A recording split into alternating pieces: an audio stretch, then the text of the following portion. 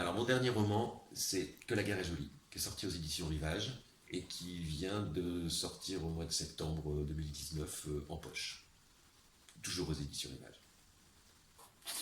Donc, oui, alors le sujet quasi principal du roman, pour autant qu'il y en ait un, c'est cette idée de gentrification des quartiers, c'est-à-dire la manière dont, dans les quartiers, dans certaines villes, on va remplacer une population qu'on juge indésirable, parce que pauvre, ou enfin, en général parce que pauvre, voilà, par une population plus riche, plus embourgeoisée, qui va redorer le blason de la ville. Voilà.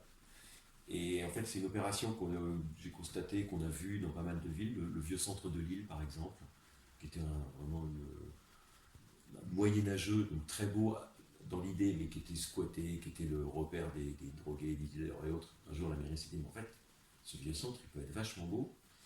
Bon, ils ont fait ces opérations-là, ça a connu l'avenue de la République à Marseille, une grosse opération de gentrification. Et il y a l'exemple évidemment très connu de Paris. Mais à Paris, la gentrification se fait, je vais mettre des guillemets, naturellement. Elle se fait légalement par le biais de l'argent.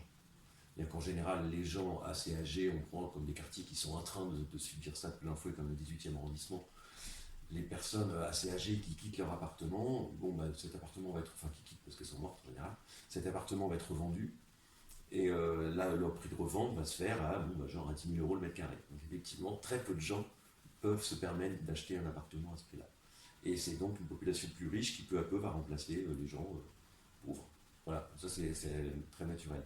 Mais dans des villes comme l'exemple que je prends, moi, ma ville s'appelle Larmont, et l'exemple, c'est une ville qui est prise sur l'exemple de Soissons et d'Amiens.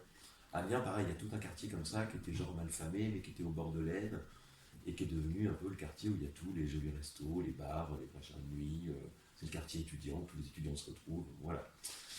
Et là, donc à Larmont, il y a un vieux quartier qui était un quartier ouvrier, construit autour d'une usine. Le tout ayant été construit par un patron industriel du 19e siècle, sur le mode des patrons paternalistes. Des jolies maisons, un peu sur le mode des cités-jardins, avec des maisons d'un étage seulement, hein, pas d'immeuble. Autour d'une usine entièrement construite sur une charpente métallique de type Eiffel, par un ingénieur qui s'inspirait beaucoup de Eiffel. Et donc cette usine et ce quartier, évidemment, au fil des ans, à travers l'histoire du XXe siècle et de sa désindustrialisation, finit par péricliter. L'usine finit par fermer. Donc ça devient un quartier habité plus par des chômeurs ou des gens qui travaillent plus loin, mais plus qui travaillent sur place. Et un jour, le maire de la ville et les promoteurs se disent, mais ce quartier peut quand même être vachement bien. Il est au bord de la rivière, l'usine est très belle. Si on arrivait à construire des lofts dans cette usine et chaque maison qui est divisée en deux maisons, en fait, la maison est comme ça, puis après elle est divisée en deux comme ça. Et puis chacun a son petit bout de jardin derrière. Si chaque maison ne fait plus qu'une maison, ça peut faire des grandes maisons bourgeoises avec un beau jardin derrière, la rivière à côté. Il y aurait de quoi se faire beaucoup, beaucoup d'argent entre le prix d'achat qu'on va fournir et le prix de vente qu'on va proposer. Et donc à partir de là, ils se disent qu'il faut utiliser des moyens. Alors au début, ils essayent de faire en sorte que les habitants partent de là par des moyens légaux. Les moyens légaux sont très simples, par exemple, on fait un chantier dans une rue, on creuse des trous sous prétexte de changer les canalisations d'eau, et puis on ne rebouche jamais les trous, les éboueurs ne peuvent plus passer, les bus ne peuvent plus passer, donc le quartier se retrouve de plus en plus isolé, c'est bien plus compliqué d'y habiter tout simplement. Ils achètent en premier tous les magasins, parce que les magasins sont des gens qui ont été rachetés au fil des ans par d'autres gens. Il y a beaucoup moins d'héritage de magasins que d'héritage de maisons. Et donc eux, on leur propose un gros prix pour leur magasin, ok, ils s'en vont. Et évidemment, le magasin, il n'est jamais remplacé. Si on achète une boulangerie, on ne met pas une boulangerie à la place. Mais l'histoire de ce quartier fait que les gens sont très attachés à l'endroit où ils habitent. Ils ont été ouvriers ici, ou leurs parents ont été ouvriers ici. Et c'est un quartier qui, comme beaucoup de quartiers ouvriers, a connu, au début du XXe siècle, a connu le Front populaire. En 1936, ils ont quasi voté à 100% pour la grève. C'est un quartier, donc, naturellement assez militant et attaché à son ancrage social. Donc les gens partent pas du tout facilement, ils s'accrochent. Alors l'autre solution que trouvent les promoteurs, c'est que le centre de quartier, donc cette fameuse usine, c'est une usine qui, au fil des ans, a été squattée par des artistes, des compagnies de théâtre, des artistes peintres, des sculpteurs, tristes, d'ailleurs une héroïne sculptrice, et des musiciens, voilà. Ils squattent, ils font des expos, ils préparent leurs spectacles, ils les montrent parfois, ils essayent de créer des événements culturels avec des rapports avec les mairies qui ne sont pas terribles, mais bon, là, comme les usines squattées que l'on a pu en connaître. Et donc ils se disent qu'il faudrait faire, les promoteurs et le maire se disent, la bonne méthode, ce serait de pervertir cette usine. Comment la pervertir, ça, je laisserai les lecteurs le découvrir. Alors le roman se veut aussi un portrait plus général de la ville. Donc il y a ce quartier dont je vous ai parlé, qui s'appelle le quartier des Mines. Et il y a d'autres quartiers. Il y a le quartier des Saisons, alors là avec 4 tours, on devine le titre, le nom des 4 tours. Et il y a le centre-ville. Et en fait, l'histoire qui va se développer au quartier des Mines, donc là où il y a l'usine, c'est une histoire qui va finir par se répandre sur tous les quartiers. Tous les quartiers vont finir par être concernés. Parce que pour pervertir ce quartier, on va faire appel à certains trafics du quartier des Saisons, qui vont être eux-mêmes utilisés et manipulés par le centre-ville. Et en fait, en faisant ça, les promoteurs et le maire ont ouvert une forme de boîte de Pandore qui va plutôt embraser toute la ville.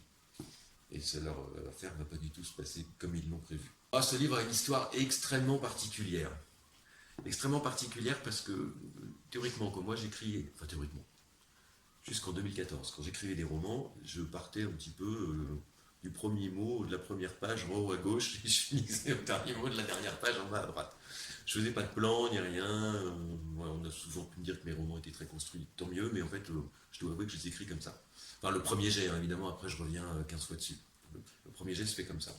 En partant dans tous les sens, c'est très compliqué parce que du coup, des fois, on écrit 30 pages pour rien parce que ça va juste nulle part. Voilà. Et il se trouve que en 2015, en février 2015, ma compagne est morte et j'ai eu de très grandes difficultés à me remettre à écrire. Et donc, pour essayer de me forcer, de retrouver ce désir perdu, qu'il est toujours aujourd'hui d'ailleurs, je me suis dit, tiens, je vais utiliser la méthode de Jack London. Je vais écrire 1000 mots par jour. Mais évidemment, écrire 1000 mots en inventant en plus en même temps, c'est juste pas possible. Et donc, comme j'avais écrit un synopsis qui s'appelait La ville à l'horizon pour une série pour Arte, qui du coup ne s'était pas fait, pour la première fois de ma vie, j'ai pris le synopsis comme si ça avait été un plan. Enfin, c'était un synopsis de 40 pages, c'était un synopsis semi-développé, on va dire. Et du coup, j'ai développé ça, mais au lieu de le développer à l'image, je l'ai vraiment développé à l'écriture. Ce qui était du coup une nouvelle expérience d'écriture pour moi, parce que je ne l'avais jamais tenté.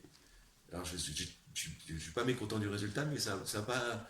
Je faisais ça comme une manivelle, un coup de manivelle pour relancer le moteur, mais ça n'a pas vraiment relancé le moteur en fait. Mais bon, en dehors de ça, c'était une nouvelle expérience d'écriture, et c'est pour ça qu'il ne faut pas vraiment dire que j'ai eu l'idée de ce roman. C'est simplement que j'avais une nécessité à l'écrire et que j'ai utilisé quelque chose que.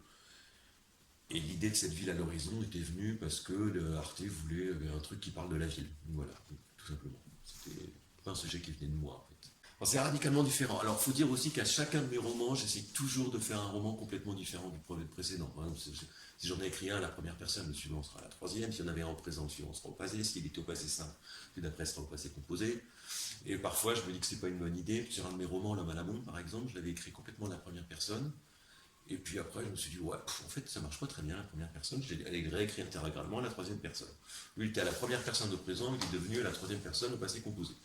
Voilà, j'aime bien aussi varier les points de vue. Donc là, c'est pareil. Donc la gare est jolie, il y a des types d'écriture différentes parce que l'héroïne écrit un blog, c'est pas écrit pareil. Il y a tout le passé et chaque personnage a droit à une forme de nouvelle de 3-4 pages. Quelle que soit l'importance du personnage, il y a des personnages extrêmement secondaires, mais qui ont quand même une nouvelle de 3-4 pages. C'était donné, pareil, pour donner un pointillisme de la vie, un peu des portraits, comme si on avait des portraits au milieu qui se découpaient dans tout ça. Donc ça, j'ai toujours aimé tester des choses différentes à l'écriture. J'arrive pas à écrire 2 fois le même roman, je m'emmerde en fait. C'est pour ça que j'arrive pas à écrire de séries, non plus. Enfin, de séries de livres avec tout le temps le même héros, ou la même héroïne. D'abord, il faudrait être sûr qu'il ne meurt pas à la fin, ce qui chez moi est rarement garanti. Et donc, cette expérience, l'expérience technique, si je puis dire, en elle-même, était très très intéressant. D'abord parce qu'effectivement, au bout d'un moment, le plan, quand même, il a bien volé en éclats, hein. Les nouvelles, genre, comme je viens de dire, c'était pas prévu au départ, ça. Et puis, mais c'était. Il y avait un côté très reposant, c'est quand on écrit tout en imaginant l'histoire et en découvrant les personnages et en essayant de ne pas faire n'importe quoi, parce qu'un personnage, c'est comme un être humain qui a des qualités, des défauts et des contradictions, mais c'est pas non plus de l'assemblage de n'importe quoi. Et ben, c'est toujours assez difficile d'écrire au fil de la ligne, au fil des mots, parce que, et de pas trop se. Alors que là, du coup, jamais j'ai écrit de ma vie 1000 mots par jour dans les romans précédents, en fait, hein. Alors que là, les 1000 mots, en fait, en 3 4 heures, ils étaient faits parce que, en fait, on réalise par l'écriture une image, une image, pardon, une histoire et des personnages qui existent déjà.